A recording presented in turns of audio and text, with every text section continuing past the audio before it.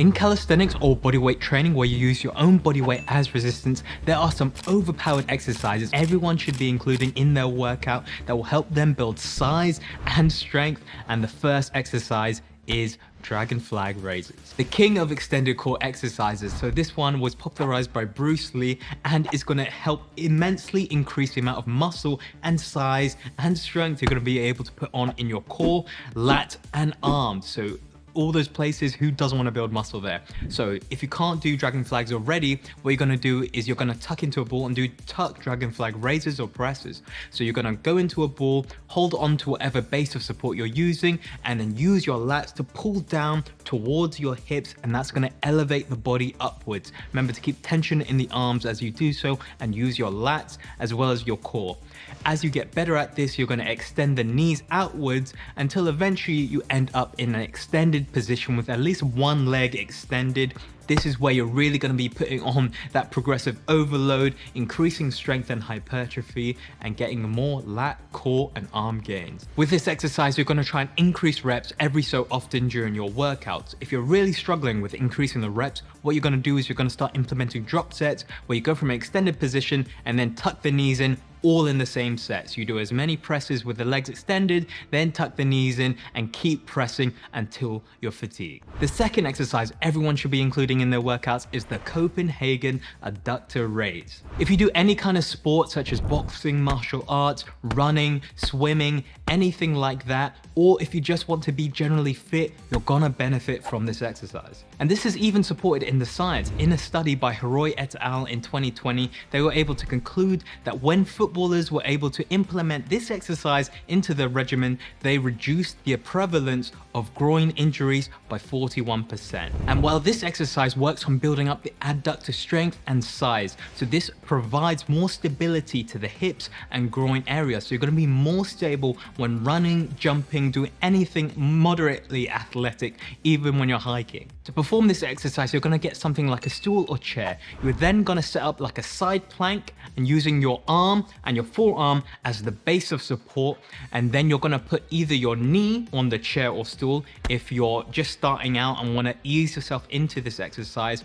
Or if you're pretty strong with your adductor strength, then you're going to put your foot and your ankle on the chair. You're then going to perform something that looks like a side plank, but what you're really doing is you're using that leg that's on the stool or chair, you're pushing down, which is going to elevate your body. So you're doing a raise, and that's going to really engage your adductors, and you're going to do that for reps, taking very slow and controlled reps. Don't rush this one because the adductors can be a very sensitive area, the groin area. So do be careful with this one. Take it easy and do this for a low amount of intensity, but for higher reps. And the third exercise everyone should include in their workout is the wall handstand push-up. And I know what you're gonna say is, I can't perform a wall handstand push-up. I don't have the strength. Don't worry, we're gonna cover that. But the reason you should include the wall handstand push-up is because it's gonna be different to performing things like the Arnold press, shoulder press, military press. This is because it's a different kind of kinetic chain.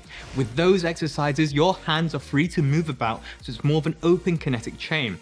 But with the handstand push-up, your hands are on the floor, which is the base of support. So it's sort of closing the kinetic chain in that way. Of course, there's still movement from the body, but this stabilizes the scapula differently. So you have a different engagement of the scapula and the shoulder blades and the supporting muscles, so you can really engage the muscles of the shoulders.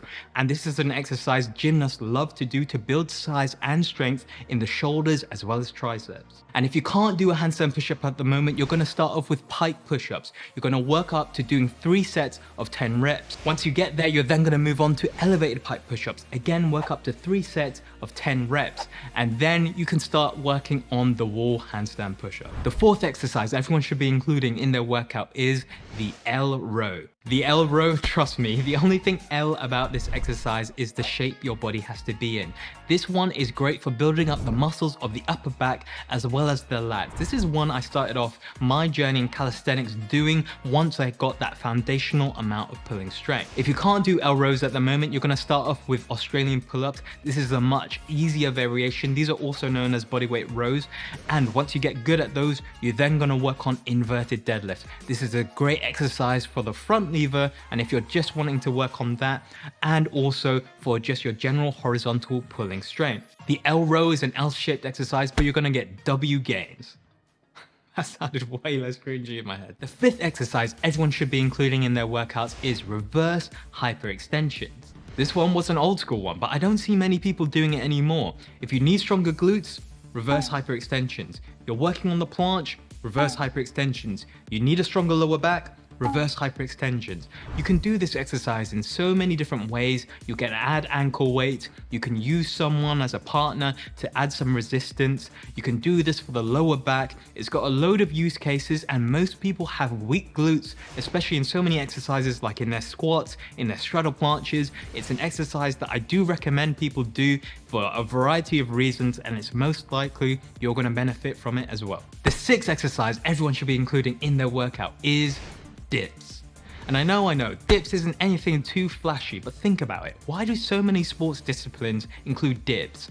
Bodybuilders, gymnasts, calisthenics athletes, CrossFitters, literally anyone and everyone usually is implementing some kind of dip into their workout plan. So you should be too. There's so many different variations. Once they get easier, after you've built up your massive chest, your large triceps, and the front delt as well, you're gonna move on to other exercises that are even harder, but also fun, such as ring dips, Bulgarian dips, straight bar dips. All of those are fun and interesting. They're going to help motivate you and keep you going with your workouts. So you might as well start now and start including some heavy dips into your workout. The seventh exercise everyone should be including in their workout is hanging leg raises. And hanging leg raises, it has a special place in my heart. It's where I started my kind of core strength journey and building up that core strength where I'm able to do incredible skills now. It all started from hanging leg raises. So how I started was just doing knee raises. I then moved on to full single leg raises, single leg switches, then the full leg raises, then toes to bar, then L-sit, and then the V-sit as well. So those are the different progressions you can pick that suit your needs. But this is where I think most people are going to benefit from the leg raises. It's going to help build that core strength. You're also going to build massive forearms just from the hanging. But if the hanging is limiting you, then you just go to a dip bar and do it on the dip bar. The eighth exercise everyone should be doing is the chin up. Either with a band on its own or with weight. What better exercise to overload the lats, the back, and the arms than the chin up? It's a favorite of gymnasts, and I think most people adore the gymnast physique. Who doesn't want the massive biceps, large back, and to perform some crazy pulling movements? I think most people do, so you might as well start now with chin-ups. The ninth exercise everyone should be including in their workout is the doorway pelican curl. So this one is for those people that are training just at home. This one is essential for building up the muscles of the biceps, especially if you don't have weight. I do suggest using a backpack, just doing curls like that. But if you don't even have anything to put in your backpack that's heavy enough, then try doing this doorway pelican curl. It's great at overloading the biceps. Do it for high reps. You can move closer or further back to change the difficulty, but this one's great for those that are training at home. And even if you're at the gym, you can use a bar, do pelican curls. I do this as an actual bicep exercise rather than doing curls sometimes, just because it's so convenient if there's just a bar there. So this one's a great one. You can do it on the Smith machine. So try the doorway pelican curl. The last exercise everyone should be including in their workout plan is the push-up. And again, I know nothing crazy, nothing fancy here, but the reason I think a lot of people aren't doing the push-up is because for two reasons. Either they can't do the first push-up yet, or it's a little bit boring. Well, if you can't do your first push-up yet, then click somewhere up here. There should be a video that explains how you can get your first push-up, as well as some other exercises and skills with calisthenics. And if you can do your first push-up, but it's just gotten a bit too boring, maybe you can do 10 to 15, maybe even you're up to 50 push-ups now, well, you need to make it harder. You need to progressively overload your push-ups in a range where you're doing reps of around 5 to 10. This is going to be the best for strength and hypertrophy. So how do you do this? You need good programming, and to progressively overload, this is going to be by adding weight or doing different variations that are hard for you. This is going to keep it interesting, and the push-ups when programmed right and progressively overloaded, it can actually combat the bench press in terms of hypertrophy when done correctly. So as you can see, the exercises in this video hit both the muscle and strength goals that people have, and they also hit multiple muscle groups. Just by doing one exercise, you're hitting many different goals all at the same time. But if you are struggling on your calisthenics journey, or you want to get into bodyweight training, don't know where to start, check the link down below in the pinned comment, as I'm taking coaching clients. So if you want to work with me as your trainer, then check the link down below. And if not, then you're going to love this video. Check it out because it's the one YouTube thinks you'll enjoy most.